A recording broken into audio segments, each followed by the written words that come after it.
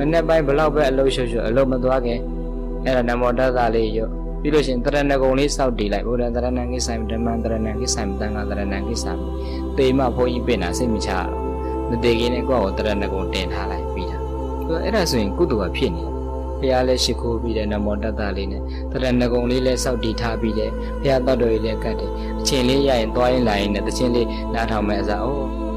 ဤရဤဒေတာဤဝင်းချင်းမှာရှိတဲ့ကိုလုပ်ငန်းခွင်ပဲဖြစ်ဖြစ်ကိုနေရာပဲဖြစ်ဖြစ်အလုပ်သွားမယ်ဆိုရင်စိတ်တရအာရုံပြီးလုပ်ငန်းခွင်နဲ့ဝင်လိုက်တာနဲ့ဤရဤဒေတာဤဝင်းချင်းမှာရှိတဲ့ပုဂ္ဂိုလ်တ attva အားလုံးမြင်ရမမြင်ပုဂ္ဂိုလ်အပေါင်းကျွန်ုပ်နဲ့ပတ်သက်ဆက်နွယ်ရှိရကုန်သော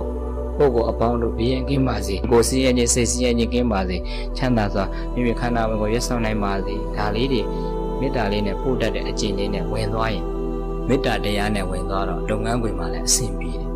ရမလို့ဒါလေးတွေကကုသိုလ်စိတ်ကလေးဖြစ်တဲ့အတွက်ကြောင့်ကုသိုလ်ရှိအကျိုးရှိနေဖို့စဉ်ကိုယ်ဘာသာကိုစိတ်ထားလေးပြင်ပြီးတော့ကောင်းတဲ့စိတ်ကလေးမွေးလိုက်လို့ရှိရင်အကျိုးရှိတဲ့ဘဝနေဖြစ်တာပဲတဲ့ဘုရားရှင်ကလေမနေ့တိုင်းအဲ့လိုလေးလို့ညအိယာဝင်ကနေလည်းဘလောက်ပဲပင်ပန်းဘု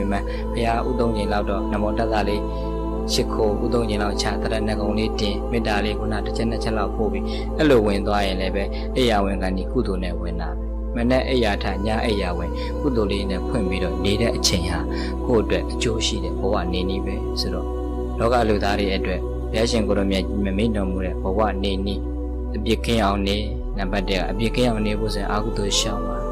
အကျိုးရှိအောင်နေဒုတိယအကျိုးရှိအောင်နေဖို့ဆိုရင်ကုသိုလ်ရအောင်နေပါတတိယဘဝနေနည်းအသိအရေးကြီးစိတ်ချမ်းသာအောင်နေပါ